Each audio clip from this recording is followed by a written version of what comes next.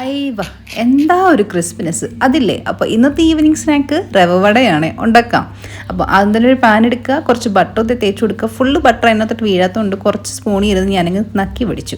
പിന്നെ ഒരു ഗ്ലാസ് റവ അതിനകത്തോട്ട് ഇട്ട് കൊടുത്തതിന് ശേഷം കുറച്ചുപ്പ്, കുറച്ച് കുനുകുനാന്നരിഞ്ഞ പച്ചമുളക്, കുറച്ച് മല്ലിച്ചപ്പ് ഇട്ടതിന് ശേഷം നിങ്ങൾക്ക് വേണമെങ്കിൽ ചില്ലി ഫ്ലേക്സും ആഡ് ചെയ്യാൻ കേട്ടോ. ഞാൻ ഒരു അലങ്കാരത്തിന് ഇട്ടതാണ്. പിന്നെ ഒരു ഗ്ലാസ് റവയ്ക്ക് 2 ഗ്ലാസ് വെള്ളമാണ് അതേ സെയിം ഗ്ലാസ്സിന് തന്നെ ഒഴിച്ചു കൊടുക്കുക. ലോ ഫ്ലെയിമിൽ കുറച്ച് നേരം ഒന്ന് മൂടി വെച്ചിട്ട് തുറക്കുമ്പോഴത്തേക്ക് ഈ ഒരു പഴുവാകും കേട്ടോ.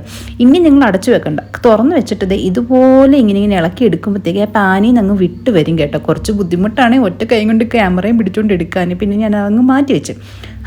എന്തായാലും ഇങ്ങനെ കിട്ടിയതിന് ശേഷം നിങ്ങൾക്ക് ഇനിയും കുറച്ച് മയം വേണമെന്നുണ്ടെങ്കിൽ ബട്ടറും തേച്ച് കൊടുക്കാം. എന്നിട്ട് ഇതുപോലെ കുഞ്ഞു കുഞ്ഞു കുഞ്ഞു ഉരുളയാക്കി എടുക്കുക. അങ്ങനെ ഫൈനലി എല്ലാ ഉരുള ഞാൻ ആക്കി എടുത്തിട്ടുണ്ട്. ഇനി എന്താ ചെയ്യേണ്ടതെന്ന് വെച്ചാൽ വടയെല്ലാം നമ്മൾ ഉണ്ടാക്കാൻ പോകുന്നത്. അപ്പം ഉഴുന്നുവടയുടെ കൂട്ട് ഒരു ഹോൾ ഇട്ട് കൊടുക്കാൻ എടുക്കും.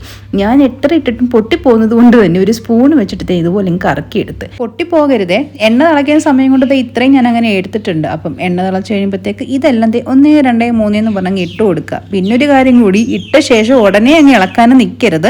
ഹൈ ഫ്ലെയിമിൽ വേണം ഇത് എടുക്കാൻ. ഇത് ഒരു ലൈറ്റ് ബ്രൗൺ ആകുമ്പോഴത്തേക്കും വേണം നമ്മൾ തിരിച്ചിട്ട് കൊടുക്കാൻ. അങ്ങനെ മുഴുവനും നല്ലൊരു ബ്രൗൺ കളർ ആകുമ്പോഴത്തേക്കും കോരി എടുക്കുക. നമ്മുടെ റവ വട അങ്ങനെ റെഡി ആയിട്ടുണ്ട്. അങ്ങനെ ബാക്കി ഇരുന്നതും കൂടി ഞാൻ ഇതുപോലെ ഷേപ്പ് ആക്കിയിട്ട് വറുത്തെടുത്തിട്ടുണ്ട് കേട്ടോ. ആ സത്യത്തിൽ ഒരു ഉഴുന്നുവട കൊതിച്ചാണ് കേട്ടോ. എനിക്ക് ഉഴുന്നുവടയും കൊണ്ട് ഉണ്ടാക്കാൻ അറിയാത്തത് കൊണ്ട് തന്നെ ഞാൻ ഇങ്ങനെ ഒരു വെർഷനാണ് കണ്ടുപിടിച്ചത്. എന്തായാലും ഇത് കിടലിനായിരുന്നു കേട്ടോ. ഇങ്ങനെ പ്ലെയിൻ ആയിട്ട് കഴിക്കുന്നതിനേക്കാളും എനിക്ക് കുറച്ചും കൂടി ഈവൻ ബെറ്റർ ആയിട്ട് തോന്നിയത് ആ ഒരു ടൊമാറ്റോ സോസിൽ ഇങ്ങനെ മുക്കി കഴിക്കുമ്പോഴാണ്. എന്തായാലും നല്ല കിടിലൻ റെസിപ്പിയാണ്. എല്ലാവരും ഒന്ന് ട്രൈ ചെയ്ത് നോക്കണം. അപ്പം ബൈ ബൈ.